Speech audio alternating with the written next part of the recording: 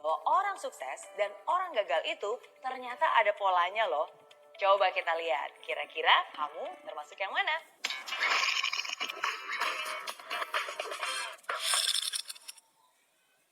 Apakah kamu ingin sukses? Pastilah, siapa juga yang gak pengen sukses? Sukses dalam karir, sukses dalam pendidikan, sukses dalam hubungan, sukses dalam bisnis, sukses dalam segala hal. Walaupun definisi sukses setiap orang pasti berbeda-beda. Namun tahu gak sih bahwa orang sukses dan orang gagal itu ternyata ada polanya loh. Coba kita lihat, kira-kira kamu termasuk yang mana?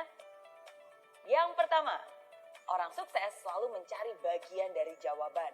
Dia itu bagian dari solusi masalah. Pikirannya kreatif, pikirannya unik, dan selalu cari cara, selalu cari jalan. Sedangkan orang gagal, jangankan mencari solusi masalah, justru biasanya dialah yang menjadi bagian dari penyebab masalah. Bikin problem, bikin runyam, bikin keributan.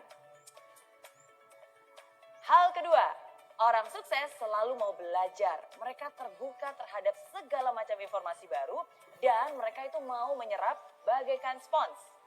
Orang gagal biasanya mereka merasa sudah pintar. Ya, merasa sok pintar. Nggak butuh informasi. Ya, udah tahu. Itu tuh yang biasanya selalu keluar dari mulut mereka. Gak heran kan, kebanyakan orang macam ini justru berpikiran sempit. Karena segala informasi bukannya terserap, malah terpental sama mereka. Hal ketiga, orang sukses selalu melihat atau menemukan peluang di setiap masalah. Mau seburuk apapun, pasti ada hal baik yang bisa diambil. Bahkan di kondisi jelek pun, tetap aja ada hal positif yang bisa ditemukan. Nah, orang gagal biasanya hanya melihat masalah di setiap peluang. Bahkan hal yang sudah baik-baik aja nih, bisa dicari-cari terus kesalahannya. Bisa dikorek-korek terus negatifnya. Hal keempat, orang sukses membuat komitmen dan dia akan berusaha semaksimal mungkin untuk menghidupi komitmennya. Dan omongannya bisa dipercaya. Sedangkan orang gagal hanya akan membuat janji-janji palsu, pengharapan palsu yang mereka tidak akan pernah menepatinya. Hal kelima, orang sukses selalu proaktif, mencari peluang untuk melakukan sesuatu yang bermanfaat. Kalau dikasih tanggung jawab lebih dan pekerjaan yang lebih besar, pasti dia akan senang dan melakukannya dengan sepenuh hati. Sedangkan orang gagal hanya akan melempar tanggung jawab atau menghindar dari pekerjaan yang besar. Jangan deh, ntar kerjaan nambah. Aduh, jangan deh, ntar waktu lemburnya nambah, ntar stresnya yang nambah. Itu komentar orang-orang gagal.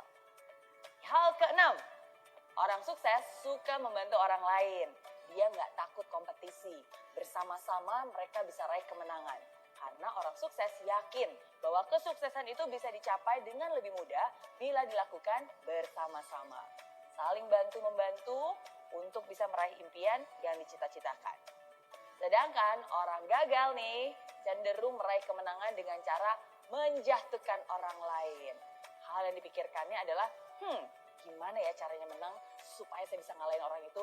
Gimana caranya supaya saya bisa naik setinggi-tingginya sedangkan orang itu bisa jatuh terinjak-injak? Dan lebih parah lagi nih, orang gagal itu selalu senang lihat orang lain susah dan susah lihat orang lain senang. Hal ketujuh, orang sukses kalau salah yang ngaku. Dia akan memperbaiki diri, dia akan rendah hati dan mau belajar lagi. Orang gagal, boro-boro terima kritikan. Orang udah jelas-jelas salah aja, pasti gak mau ngaku. Biasanya hanya menyalahkan orang lain. Kenapa belum sukses? Bukan salah saya. Salah bosnya, salah anak buahnya, salah istrinya, salah tetangganya. Semua salah. Kecuali dirinya sendiri. Itu ciri orang gagal.